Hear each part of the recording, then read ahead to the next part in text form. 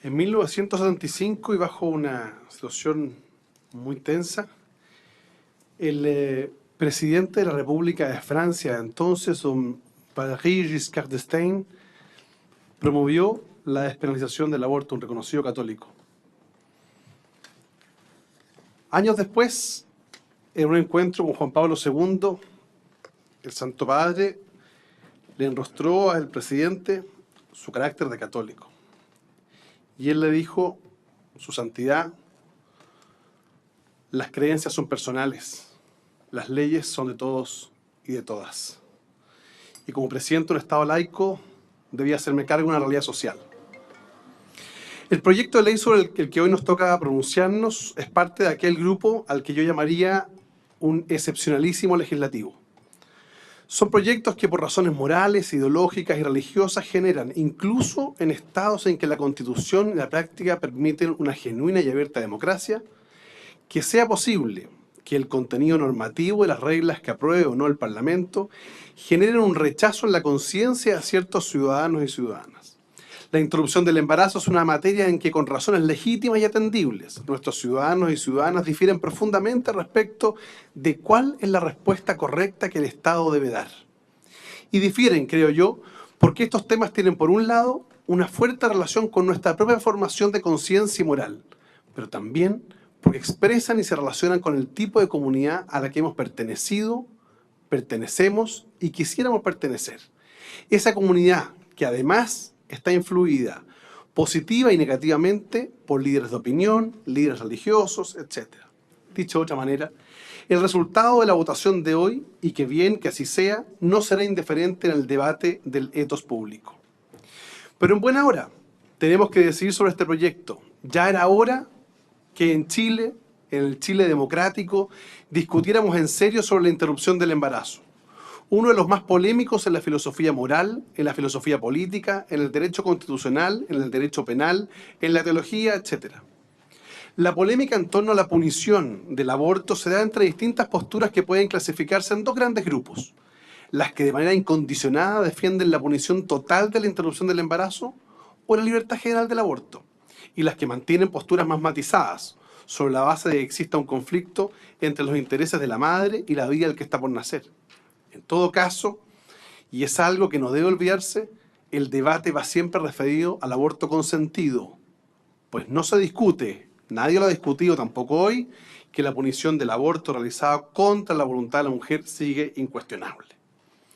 El consenso moral en este debate es notoriamente esquivo, como por lo demás ha quedado claro en las más de 30 audiencias que esta Comisión de Constitución del Senado, en las cuales hemos escuchado y estudiado. Y créanme, soy un convencido que no es este el lugar para cerrar ese debate, como tampoco es el lugar para llegar a un falso consenso sobre cuándo comienza la vida.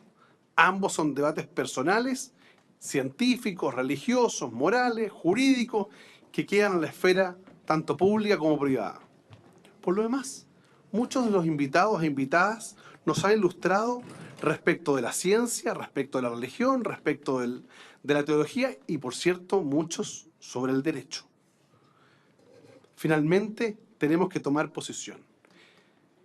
En mi opinión, la relevancia de este proyecto de ley es que tiene la particularidad de que nos obliga a preguntarnos sobre la siempre difusa función y los límites del derecho penal en materias éticamente sensibles, donde el riesgo, en palabras de Puritano, de interpretaciones arrogantes del principio mayoritario que pretendan cerrar el discurso sobre la imposición de un supuesto, o quizás efectivo, sentir mayoritario, o del dictum de una autoproclamada autoridad moral, están siempre a la mano. Por lo mismo, cualquiera sea la decisión que hoy adoptemos, y que en definitiva decida este Congreso, soberanamente, no quiere decir que ella, la ley que se dicte, suponga que lo que ahí se ha decidido esté moralmente justificado. Esta discusión no se trata, si lo entiendo yo por lo menos, de lo que es moralmente correcto o incorrecto. Eso quedará para cada uno. De lo que se trata entonces es de establecer una política pública que, según mi entender, le entregue a la mujer, reconozca en la mujer el derecho a poder tomar una decisión trascendental en su vida bajo ciertas causales, de interrumpir el embarazo. Los ciudadanos y las ciudadanas, como agentes morales autónomos, seguirán siendo libres para determinar si desean o no adscribir su conducta a lo prescrito por el legislador, que en este caso solo dará una opción, no una imposición. Dará la posibilidad de elección, pero no impondrá una obligación. Es entonces, a mi juicio, una ley que amplía la libertad y no la restringe. Dicho lo anterior, creo que existen ciertas premisas que podemos compartir. La vinculación orgánica que existe durante el embarazo entre el nasciturus y la embarazada genera una situación excepcional, compleja de enfrentar. Pero el punto está entonces en que si nosotros nos hemos de poner en dicho rol. En esos casos, cuando se produce un conflicto de interés relevante, el legislador debe siempre, desde una perspectiva laica, resolver conforme al principio de ponderación y salvaguarda del interés preponderante. En este contexto que se enmarca el proyecto que tenemos que votar. El proyecto, a diferencia de lo que sucede hoy, en que se castigan todas las formas de interrupción de embarazo, impide que en ciertos supuestos graves, la mujer embarazada se convierta, bajo la coacción del castigo estatal, en un simple receptáculo de un ser superior, al que, como dice Muñoz Conde, deban rendirse todos los demás intereses en juegos, incluidos los de la misma embarazada, su vida, su dignidad, su salud, etc. Por ello, hay algunas cuestiones que me parecen deben despejarse del tratamiento legal, que en cambio suelen confundirse. Se confunde, en mi opinión, y siguiendo a Nino, tres preguntas distintas. Primero, ¿es la muerte de un feto algo moralmente disvalioso? Segundo, ¿tienen ciertas personas la obligación moral de impedir esa muerte o a no causarla? Y por último, ¿es moralmente legítimo que el Estado imponga coactivamente, es decir, mediante la amenaza a un castigo penal, ese supuesto deber moral? En mi opinión personal, la muerte de un feto es algo moralmente disvalioso por la pérdida de autonomía futura del nasciturus. Pero de ello no se sigue que la madre, por ejemplo, tenga el deber moral de evitar esa pérdida, lo que debe ser justificado especialmente dada la severa restricción de su autonomía que el embarazo puede representar. Piénsase, por ejemplo, en la primera causal. Y aunque se estableciese el deber moral de alguien de impedir o no provocar la muerte de un feto, de allí no se seguiría necesariamente que es moralmente legítimo punir, sancionar la violación de ese deber moral. Piénsase, por ejemplo, en las causales 2 y 3. El proyecto que hoy tenemos que decidir apunta en particular a la segunda y tercera cuestión, y en general asume que existen ciertas causales, que yo entiendo son causales de justificación, que por una parte prescinden del carácter antijurídico de la interrupción del embarazo, eliminando el reproche estatal que alguien pudiera esgrimir, y por la otra refuerza la autonomía y la dignidad de la mujer. Por ello, y como bien nos ha enseñado Bustos, las causas de justificación, comillas, no se fundamentan en una simple comparación utilitarista de los bienes jurídicos. Ni siquiera el estado de necesidad que nuestro ordenamiento exige la comparación de males, sino que la antijuridicidad pone en juego un abanico de valores y principios, cierre de comillas. Tal y como lo demuestran las indicaciones que subyacen el proyecto que hoy tenemos que votar. Y en lo personal quiero ser tajante sobre esto. Entiendo que estamos frente a supuestos que fundamentan una causal de justificación. Y ello no es baladí, sino que por el contrario, es de suma importancia, pues a partir de ello se explica y justifica la cobertura por el sistema de salud pública, la validez del contrato con el médico y la justificación con él también, y la imposibilidad de auxilio a terceros. Por lo mismo, independiente de otras consideraciones, en mi opinión, solo la calificación como lícita de la interrupción del embarazo permite una coherencia normativa. La exigencia de intervención de un médico sobre la base de garantizar la integridad de la mujer, pero también la licitud del procedimiento, solo tiene sentido si también su intervención no es punible por ausencia de licitud. Por otro lado, la calificación de lícita, de no antijurídica de la interrupción, permitirá que la de ella sea apoyada financieramente en el sistema de salud pública y en un contexto de responsabilidad del Estado. Por lo mismo, en mi opinión, es complejo que alguien sostenga que la respuesta ideal sería solo la de no punibilidad por ausencia de reproche o culpabilidad, manteniendo la ilicitud de la interrupción del embarazo, pues ello nos llevaría a tener un sistema que justamente, por no asegurar la licitud del actuar de la embarazada y de los médicos, termine fomentando el aborto clandestino, poniendo en riesgo a las mujeres adolescentes y a las niñas, particularmente, como se ha señalado, a las más desposeídas, a las que no tienen el amigo médico, a las que no pueden acceder a esa pastilla o a las que no pueden viajar fuera de Chile para practicarse un aborto, manteniendo una sanción penal que solo se justifica en un malentendido reproche social y ético hacia quienes deciden interrumpir su embarazo. Debemos ser capaces de derrotar esa visión machista y paternal sobre la mujer, de no reconocer en ella un agente moral autónomo, libre y digno, y que descanse sobre la idea que una decisión como esta solo es permisible porque, pobre de ella, no podía actuar de otra manera, como alguien dijo en esta comisión. Por lo demás, estas ideas terminan, a mi juicio, por traicionar el mandato constitucional de la vida del que está por nacer. Pues solo reconocer la inexigibilidad de la mujer y no entregar un adecuado sistema de prestación de salud que la proteja, lo que en definitiva incentiva no es solo el aborto clandestino, sino que el mismo se haga en condiciones que aumenten el riesgo de la mujer y del que está por nacer. Por eso comparto la idea general del proyecto, es decir, que la solución se basa en la impunidad únicamente de la interrupción del embarazo fundado en la idea de conflicto de valores o intereses. Y la concretización de la solución de ese conflicto de interés se da exactamente por la regulación de las 3 causales que regula el proyecto, no de otras. Ello en un contexto donde se reconocen los derechos de la mujer y asegurando una prestación social médica adecuada, pública. Mucho se ha hablado también del aborto y las religiones. Las diversas religiones y la teología en general encuentran muchas interrogantes al reflexionar sobre los problemas del aborto. En mi opinión, no parece serio ni veraz ni científico decir que las religiones siempre han condenado el aborto. Eso no es así. De hecho, hay muchas religiones que no tienen una postura clara y definida respecto al aborto. Algunas de ellas, por ejemplo, la religión judía permite el aborto con ciertos supuestos. Y otras, como la protestante, no adoptan una postura clara y generalmente aceptada sobre el punto. De hecho, no parece correcto incluso afirmar que la Iglesia Católica siempre haya visto en cualquier interrupción voluntaria del embarazo un pecado grave. La doctrina de los intelectuales y de los jerarcas eclesiásticos, como nos enseña Bernstein, no ha sido unánime a lo largo de los siglos, según aparece en los documentos de los especialistas. Por ejemplo, en los comentaristas de Tertuliano, San Jerónimo, San Agustín y Santo Tomás. Solo a modo de ejemplo, el jesuita Tomás Sánchez, 1550-1610, publicó en Amberes su libro Disputationum de Santo Matrimonio y Sacramento, y en él admitía el aborto terapéutico en hipótesis mucho más amplias que el solo peligro para la vida de la madre.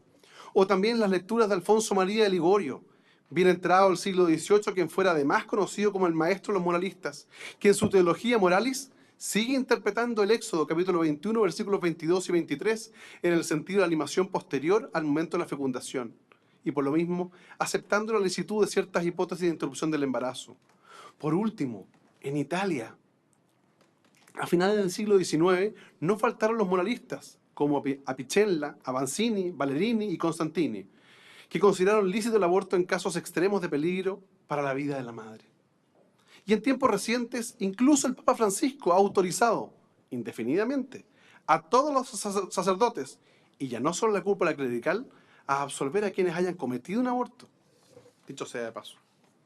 Creo sinceramente, con Bernstein, que incluso dejando por un segundo de lado la idea de que nuestro derecho, y en especial nuestro derecho penal, deban ser celosamente laicos, que sobre la base de la teología y la moral católica de ayer y de hoy, parece más aconsejable concluir que no hay verdadera dificultad para que la legislación civil autorice el aborto cuando se cumplan circunstancias extremas que el proyecto regula en sus 3 causales.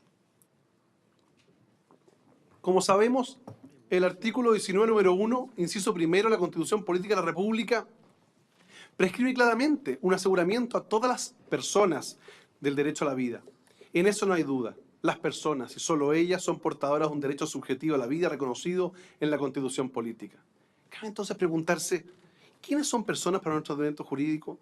Para dotar de contenido a esa expresión, bien vale la pena está lo que dispone el artículo 74 del Código Civil, que dispone expresamente la existencia legal de toda persona principia al nacer, esto es, al separarse completamente del vientre de la madre. Es, como la misma norma lo expresa, desde el nacimiento que comienza la existencia legal de una persona. Antes del nacimiento no hay, desde el punto de vista legal, una persona. Se suele argumentar en contra de este razonamiento de que esta norma es simplemente legal y que por lo mismo generaría una antinomia con la norma constitucional que asegura el derecho a la vida a todas las personas, lo que incluiría al nasciturus, debiendo hermenéuticamente desplazar la norma del Código Civil por ser de inferior jerarquía normativa. Esa crítica aunque persuasiva, es evidentemente equivocada. En primer lugar, nuestra Constitución en su artículo 1 le reconoce que las personas nacen libres e iguales en dignidad y derechos. Luego, los valores de libertad, igualdad e dignidad están reconocidos respecto de quienes nacen. Y dado que el nasciturus no ha nacido todavía, la norma no es aplicable a ellos. Pero además, el artículo 19, número 1, asegura a todas las personas el derecho a la vida. En cambio, el inciso 2 prescribe expresamente que será la ley, luego no la Constitución, y por la que protegerá la vida del que está por nacer. Si el nasciturus se reputara persona y por tanto titular del derecho subjetivo a la vida, el inciso 2 sería o bien superfluo o bien generaría una sobreprotección constitucional del nasciturus sencillamente inexplicable. Generaría un estatuto de protección de la vida del que está por nacer superior al ya nacido. Extraño, ¿no? Pero además, y conforme ha quedado claro en la discusión de esta comisión, que se ha dado en el seno de esta comisión, una posición originalista interpretativa de nuestra Constitución no puede sino llegar a la misma conclusión. No hay en la historia fidedigna de la Constitución duda alguna, como se demostró, que nuestro constituyente originario, cuestionado, no solo negó una protección absoluta a la vida del que está por nacer, sino que derechamente veía favorable que el legislador, como hoy lo estamos haciendo, pudiera legislar y crear un estatuto que, aunque protegiendo en general la vida del que está por nacer, disponga algún sistema que permita en determinados supuestos autorizar la interrupción del embarazo. Por lo mismo, en mi interpretación, mientras que las personas nacidas son titulares del derecho constitucional a la vida, el que está por nacer, el nasciturus, es objeto de protección imperativo por el legislador. Por lo mismo, en mi entender, el feto tiene un derecho a la vida, que debe ser protegido por el legislador, pero ello no impide ciertas restricciones y limitaciones por lo mismo. Y para el caso de la presente ley, ese derecho puede colisionar con otros bienes jurídicos, de tal manera que no podría hablarse, como acá se ha pretendido, de una protección absoluta de este derecho. Dicho en términos penales y parafraseando a Roxin, la vida, comillas, del que está por nacer estaría protegida por el artículo 19, número 1, inciso 2 de la Constitución Política de la República, pero ciertamente no igual que el de la persona nacida, pues no es aún una persona. Por lo mismo, la vida del que está por nacer debe ser considerada como un bien jurídico porque la norma fundante también protege la vida en formación como forma previa de existencia humana y el legislador puede legítimamente prohibir bajo pena el aborto, pero no está obligado a hacerlo siempre y perfectamente puede, como en el caso de este proyecto, establecer ciertas causales donde puede no solo hacerlo, sino que establecer una justificación y una prestación social. Todo lo anterior me lleva a manifestar mi firme conclusión que aunque el Estado por medio del legislador está obligado a proteger la vida del que está por nacer, esto no significa que tal protección deba ser obligatoriamente de carácter penal. El legislador, mientras cumpla suficientemente con la protección exigida, puede configurarla también a través de normas extrapenales. Y sobre esto, en mi opinión, el proyecto de ley recoge todas las medidas necesarias para evitar la desprotección del nasciturus. El proyecto contempla en todas las hipótesis, siempre perfectibles por cierto, un riguroso mecanismo de control médico, incluso por especialistas, además de disponer que los mismos deben realizarse en establecimientos de salud acreditados, en sistemas de acompañamiento fuerte y, en definitiva, un sistema de regulación excepcional de la interrupción del embarazo. Aquí, señor presidente, aquí mismo se ha manifestado también, se ha hecho referencia a ciertos tratados internacionales. No pretenderé extenderme en ellos, solo quisiera citar finalmente que, a modo de tratados internacionales, las normas de la Convención de Viena sobre el derecho de los tratados nos establecen las formas de interpretar los tratados internacionales. El artículo 31 nos habla de la interpretación de buena fe, mientras que el artículo 33 nos permite la interpretación complementaria. Al observar la estructura de tratados internacionales, el Pacto Internacional de Derechos Civiles y Políticos, la Convención de Derechos del Niño, la Convención sobre Eliminación de todas las formas de discriminación contra la mujer, la Convención Americana de los Derechos Humanos. Es dable señalar, señor presidente, como conclusión, tal como lo dijera el informe de la Biblioteca del Congreso Nacional, los diversos organismos de vigilancia en la aplicación de los tratados internacionales de derechos humanos han señalado de manera reiterada a diversos estados, incluyendo a Chile, que bajo ciertas circunstancias la protección de la vida del que está por nacer, muchas veces consagrada en esos mismos instrumentos, debe ceder frente a los derechos de la mujer embarazada. Estos organismos, sigo citando, han sido consistentes en recomendar la flexibilización de las legislaciones más prohibitivas en materia de interrupción del embarazo en atención a los derechos de la mujer, particularmente su vida, su integridad física, psíquica, su salud y derechos sexuales y reproductivos. Dicha flexibilización apunta explícitamente a las causales de aborto por violación, incesto, riesgo para la salud o vida de la madre. De esta manera, se puede afirmar que existe un consenso entre los diversos órganos de control de los tratados internacionales de derechos humanos, en orden a que existe un deber de protección del neonato, el cual encuentra su límite en los derechos de la mujer. En conclusión, luego de esta reflexión, me permito sostener las siguientes premisas. Primero, la vida humana siempre y en cualquier circunstancia merece respeto y consideración, pero de ello no se deriva, por cierto, que ello deba ser de carácter absoluto. En este caso, el aborto es una lesión contra bienes jurídicos relevantes y penalmente protegidos, pero en determinadas circunstancias es una lesión menor que otras, como por ejemplo en las causales que el proyecto contempla. Segundo, en las legislaciones comparadas, en la gran mayoría de ellas se justifica la muerte de otra persona, incluso la producida con dolo, si se aprecian causales de justificación como por ejemplo la legítima defensa o el estado de necesidad entre bienes de desigual valor. No pretendo ello. Tercero, la interrupción del embarazo, más aún en circunstancias definidas, es una palabra con contenido normativo muy distinto al del homicidio. Esta diferencia semántica responde a realidades diversas en el ámbito biológico, ético, psicológico, sociológico y también en el jurídico.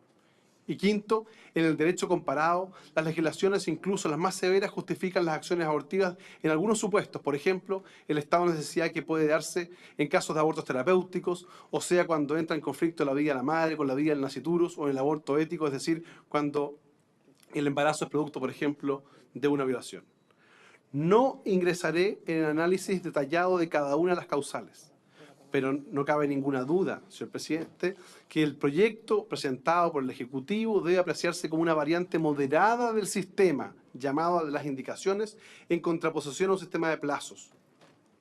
El proyecto dispone que la intervención la realice un médico y la exención de responsabilidad se limita a ciertas causales. Un peligro grave para la vida de la madre, el peligro del nascituro nazca con inviabilidad certificada o bien como consecuencia de una violación. El proyecto de ley que hoy estamos aprobando, que hoy se está votando en primer informe, en su día legislar, no pretende introducir en nuestro país un sistema de plazos o sin mayores restricciones, sino que únicamente, y como hoy sucede en la mayoría de los países, establece un sistema que despenaliza parcialmente el aborto en el que su práctica es generalmente prohibida, incluso penalmente reprochada, pero que permita en ciertas circunstancias, bajo supuestas indicaciones, que perfectamente pueden ser entendidas como causales de justificación, sea lícito, en este caso, el aborto.